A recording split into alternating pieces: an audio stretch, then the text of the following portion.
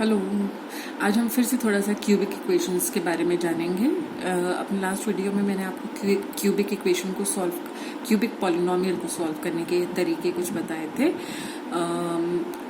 इस वीडियो में मैं आपके साथ शेयर करना चाहूँगी कि जिस तरह से क्वाड्रेटिक पॉलिनोमियल के जीरोज और कोफिशिएंट्स के बीच का रिलेशन होता है, उसी तरह से क्यूबिक पॉलिनोमियल या इन एनी केस कोई भी पॉलिनोमियल हो, उसके जीरोज और कोफिशिएंट्स के बीच में आप कैसे रिलेशन पता लगा सकते हैं, है ना। तो let us write down the standard form of a cubic polynomial. The standard form of a cubic polynomial is suppose ax cube plus bx square plus cx plus d. This is a cubic polynomial because the highest power of the variable is 3, है ना। तो अब in this case आप देखेंगे कि your coefficients are a, b, c and d। तो इन coefficients और जो आपके रूट्स हैं उनका क्या रिलेशन है, ठीक है। तो जैसे हमने क्वाड्रेटिक पॉलिनोमियल में किया था, will divide this polynomial by a। हमें एक्स क्यूब का, जो हमारा क्यूबिक पॉलिनोमियल है, उसका कोफिशिएंट एक्स क्यूब का 1 करना है। तो that means we will divide the whole polynomial by a।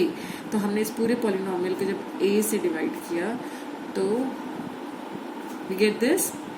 तो आपने देखा था कि हमारा जो सेकंड जो हमारा क्यूबिक पॉलिनोमियल है, उससे जो नेक्स्ट टर्म थी that was equal to sum of the roots, है ना। लेकिन यहाँ पर क्योंकि क्यूबिक पॉलिनोमियल है तो आपके पास 3 रूट्स होंगे, है ना। Let the 3 roots be alpha, beta and gamma. अब इन 3 रूट्स को कंबाइन करने के there can be 3 different ways. कौन कौन से 3 डिफरेंट वेज हो सकते हैं?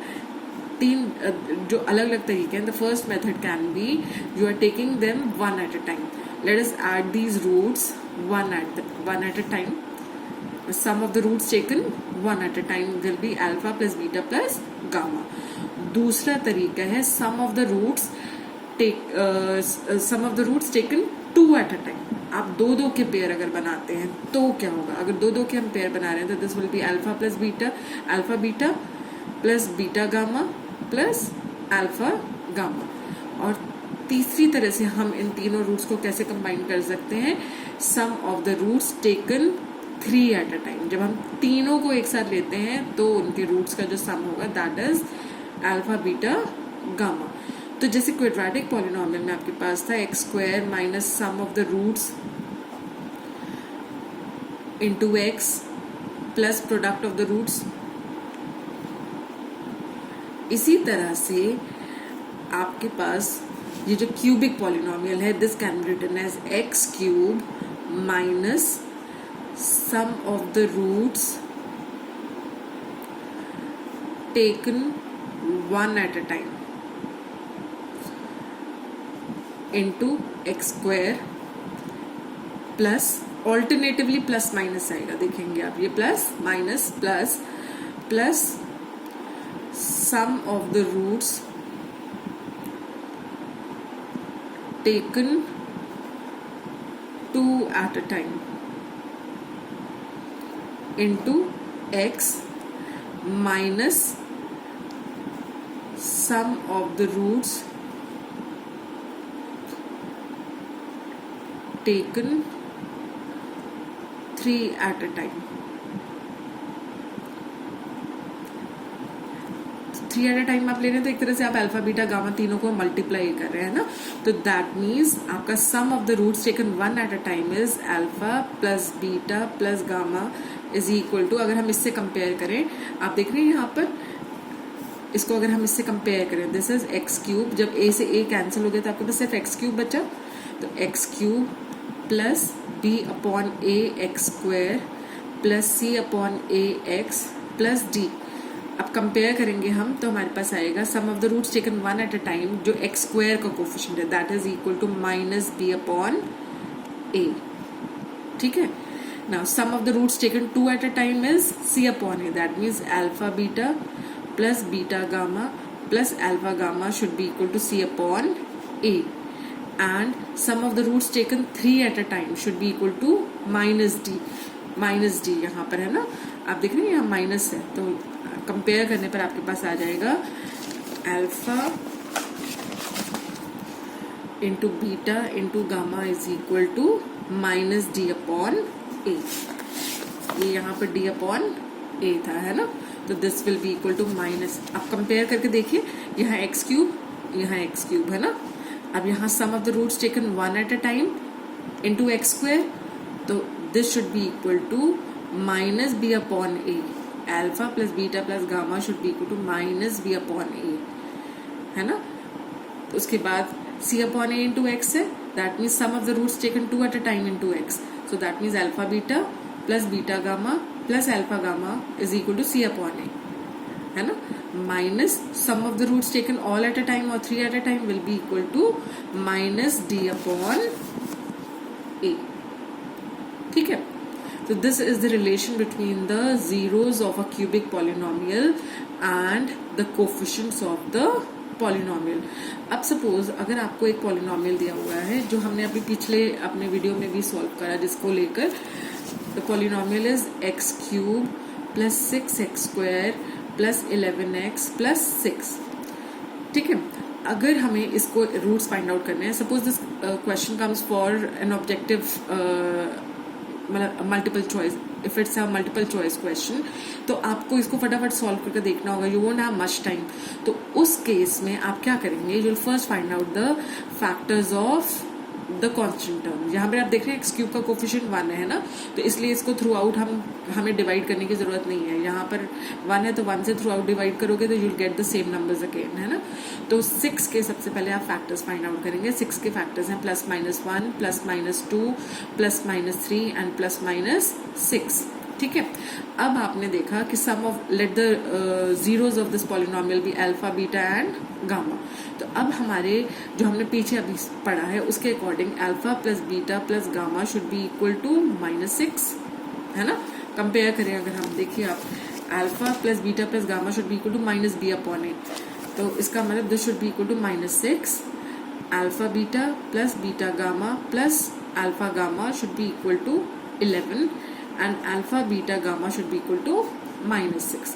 अब ये जो हमारे पास पॉसिबिलिटीज हैं, इनमें से हमें 3 रूट्स अल्फा बीटा गामा इस तरह से लेना है कि उन तीनों को हम ऐड करें तो हमें -6 मिले, उनको 2 एट अ टाइम लेकर हम ऐड करें तो हमें 11 मिले, और तीनों को अगर हम मल्टीप्लाई करें तो हमें -6 मिले, है ना।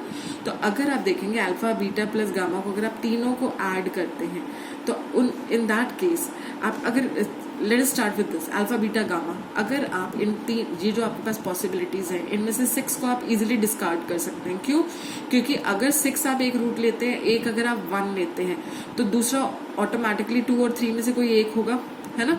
सपोज आपने एक तीसरा रूट 2 ले लिया, तो जब आप 6 इंटू 1 इंटू 2 करेंगे तो यू विल गेट 12, तो आपको -6 नहीं मिलेगा, है ना। इसका मतलब कि 6 तो वैल्यू नहीं हो सकती इन एनी केस। आपका जो रूट्स हैं वो 1, 2 और 3 में से ही कोई वैल्यू लेंगे, ठीक है। तो अगर आप देखें, सपोज वी टेक, आप एक चीज और आपको ऑब्जर्व करनी है कि यहाँ पे जो आपकी टर्म्स हैं, है ना, उनका sum is coming out to be positive, और यहाँ जो टर्म्स हैं इनका सम इज नेगेटिव, और इधर जो आप 3 टर्म्स को मल्टीप्लाई करें you are getting a negative number, है ना। तो आपको अपनी टर्म्स अकॉर्डिंगली चूज करनी है, या तो इनमें से एक रूट नेगेटिव है या तीनों के तीनों रूट्स नेगेटिव है, क्योंकि 2 रूट्स अगर नेगेटिव होंगे तो minus into minus will be plus, तो यहाँ प्लस का साइन आना चाहिए था, नेगेटिव साइन नहीं आना चाहिए था, है ना। तो इसका मतलब कि आपके या तो तीनों रूट्स नेगेटिव हैं या उनमें से सिर्फ कोई एक रूट नेगेटिव है। अब हमें इनके इस तरह से इनको चूज करना है सो दैट तीनों रूट्स का सम आ जाए -6। तो suppose if you take -1, -2 and -3, तो इनको अगर हम ऐड करते हैं तो -1 plus -2 plus -3 will give us -6। अगर हम इनको 2 एट अ टाइम लेते हैं तो -1 into -2 plus -2 into -3 plus -1 into -3, this should be equal to, अगर आप करें तो माइनस माइनस क्या हो जाएगा +2 and this is +6 and this is +3. आप देख रहे हैं -1 into -2 is +2, -2 into -3 is +6 and -1 into -3 is +3. So on adding we get 11. यही चीज मिल रही है आपको, है ना. और alpha plus beta plus gamma आपको -6 मिल रहा है. -1 -2 -3 को जब आप ऐड करेंगे तो you get -6 and alpha beta gamma should be equal to -6. ये भी एक बार टेस्ट कर लेते हैं. तो -1 इंटू -2 इंटू -3 जब आप इनको मल्टीप्लाई करते हैं तो यू गेट -6. तो इसका मतलब आपकी कौन सी 3 ऑप्शन सही है? -1 -2 एंड -3. ठीक है. तो आप फटाफट अपनी चॉइसेस कर कर इसमें पुट करके देख सकते हैं कि कौन सा इन तीनों इक्वेशन को सूट कर रहा है and then you can opt for that answer. ठीक है. तो ये तो था क्यूबिक इक्वेशन के रूट्स और उसके कोफिशिएंट्स का रिलेशनशिप. इसी तरह से आपके पास चाहे बाइक्वाड्रेटिक हो या किसी भी पावर की इक्वेशन हो, उनको आप इसी तरह से लिख सकते हैं.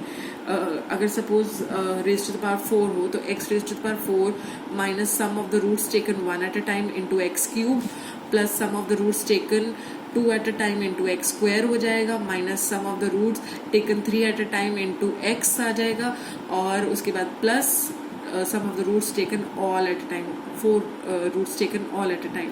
तो आप वो आपकी रिलेशन बताएगा एक बाइक्वाड्रेटिक उस और उसके कोफिशिएंट्स और जीरोस के बीच में. ठीक है. I hope this is clear. अभी आपको ये समझ आ गया होगा कि किसी भी क्यूबिक पॉलिनोमियल में उसके कोफिशिएंट्स और जीरोस के बीच में क्या रिलेशन होता है. Thank you.